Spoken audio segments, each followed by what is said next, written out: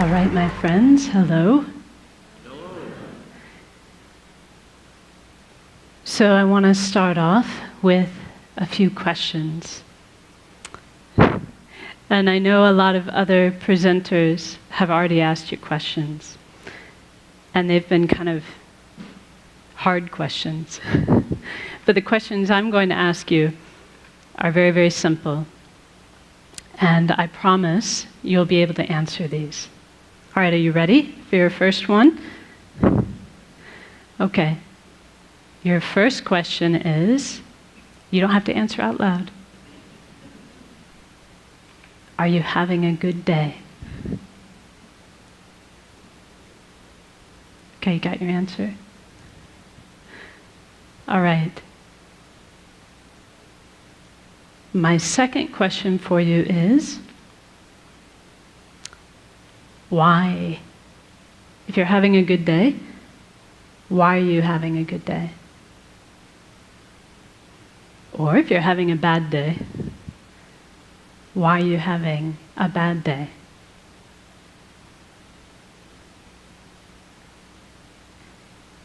So I have one more question for you. This should be the easiest one of all. My last question is, tomorrow, would you rather have a good day? Or would you rather have a bad day? Do you have your answer for that one? What about the day after tomorrow? What about Sunday? Let's see, yeah, that's right. Tomorrow's Saturday, Sunday. How about Monday? Would you like to have a good day or a bad day on Monday? Tuesday? Wednesday? Thursday? Friday? This time next week? A good day or a bad day?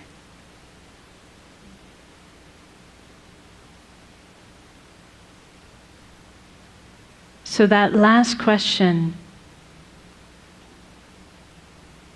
like I said, is probably the easiest one for us to answer. Because we know the answer to that, don't we? We want to have a good day, every day. Did anyone in the room answer, yes, I want to have a bad day on Monday? Of course not. We all want to have a good day, every day.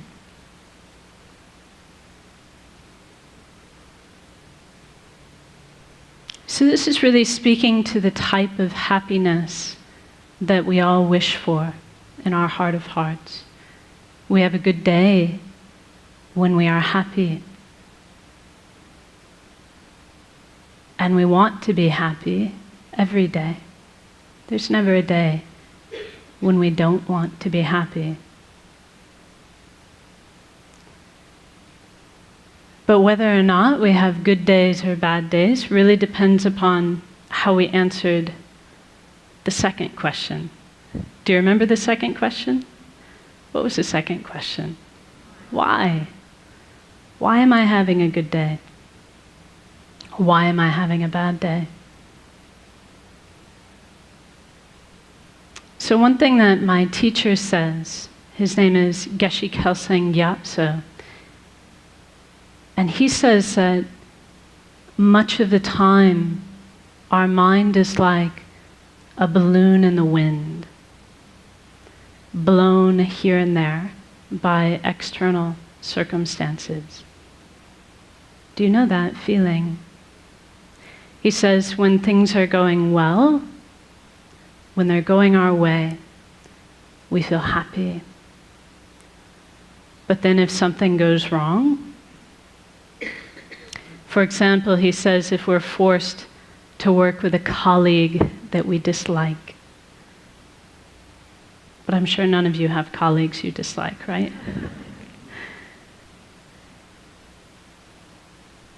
He says if we're forced to work with someone we dislike, or if something doesn't go our way, then our happy feeling disappears.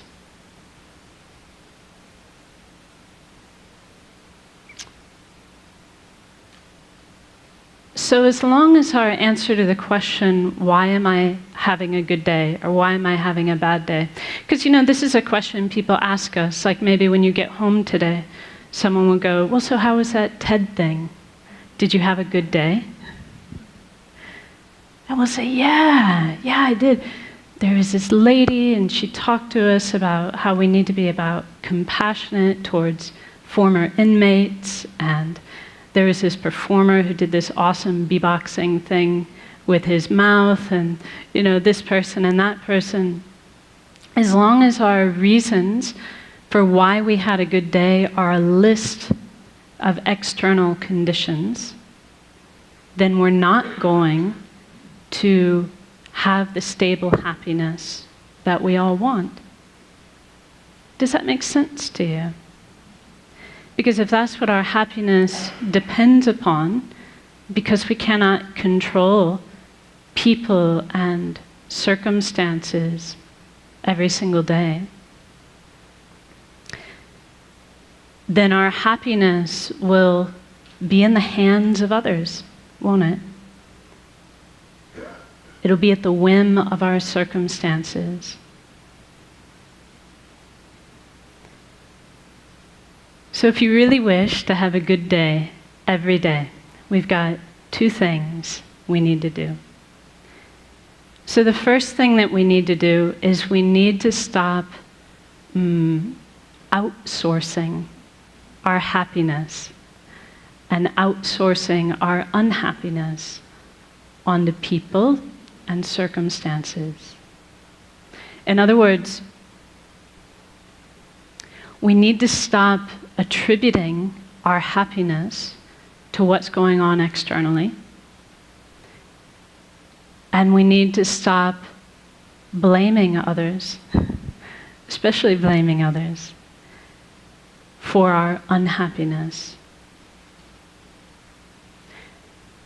So for as long as we do that, as long as we're making it the job of people and circumstances to make us happy, or as long as we're making it their fault when we're unhappy, our happiness will be very unstable and elusive.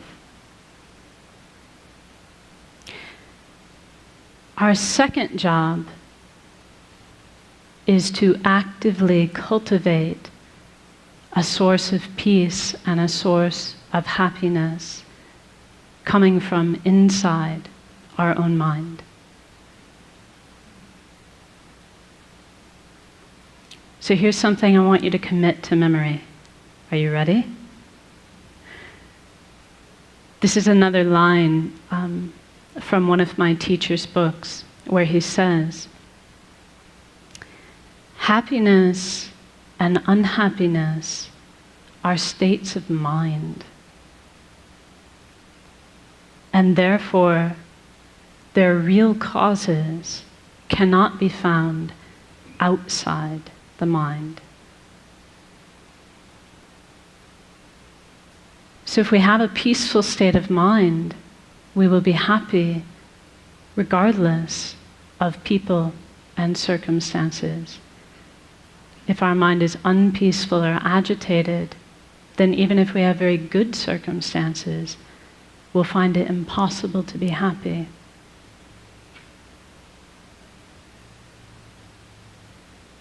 So in other words, it's not what is happening that is making us happy or unhappy. It is how we are responding to those things that determines whether we are happy or unhappy. It is what our state of mind is like that determines our happiness or our unhappiness. So how are we going to do this? So we can all understand this. Like intellectually, it's not rocket science, is it? It's not hard to understand. And maybe to a certain extent, as I tell you these things, you're like, yeah, I knew that already. I knew that already. But how do we actually do it? How do we actually cultivate this stable peace of mind that we can rely upon regardless of the external circumstances? So this is really where meditation comes into play. And I would say I would need a whole other TED Talk, hint, hint,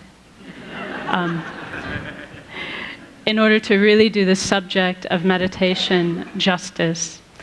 But for our purposes today, we can say that meditation is a mental action. It's the mental action of concentrating on a peaceful, positive state of mind.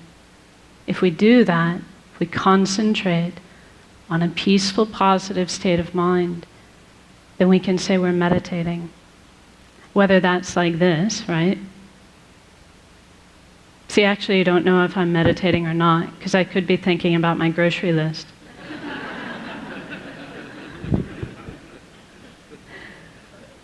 It's only meditation if I'm actually focusing on a positive, peaceful state of mind. But the trick is, I can do it like this.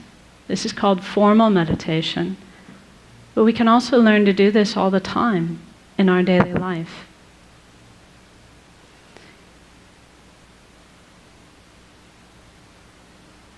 So see, here's a perfect opportunity. We concentrate on a mind of patience. We're not disturbed, not unhappy. So why don't we try it now? Are you up for it? Just a short meditation. According to the clock, I've got 3 minutes left. This is going to be a very brief one.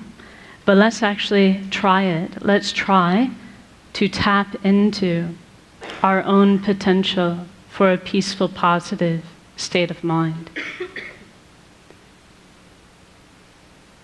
So now I'll ask you just to sit comfortably and place your feet flat on the floor and your hands within your lap.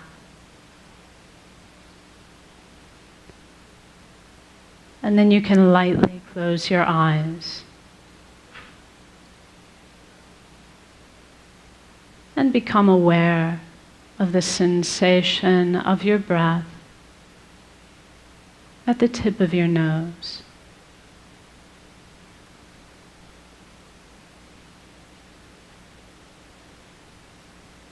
And as you breathe out, you can imagine you are breathing out any agitation,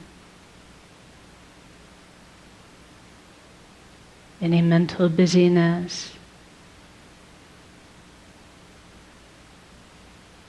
any frustration or unhappiness in your life.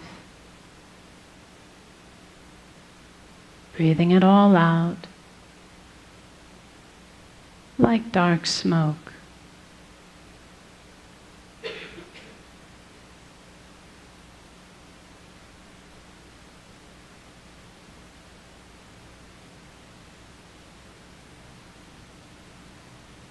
And as you breathe in, you can imagine and believe that you are breathing in a clear, bright light,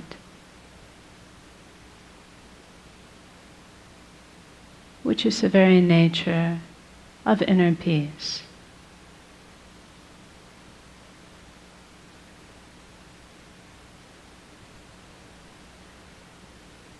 And you can imagine that this clear, bright light fills your entire body and mind.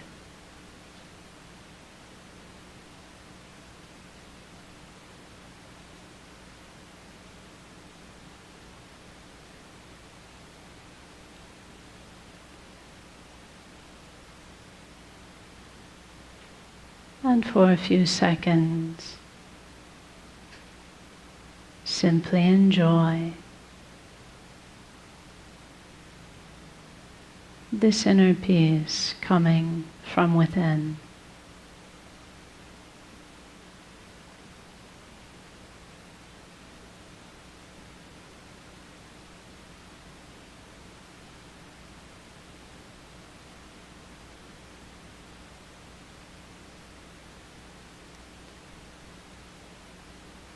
And now as we finish, just be determined to bring this inner peace with you into the rest of your day to benefit yourself and others. So now we rise from meditation. Thank you very much.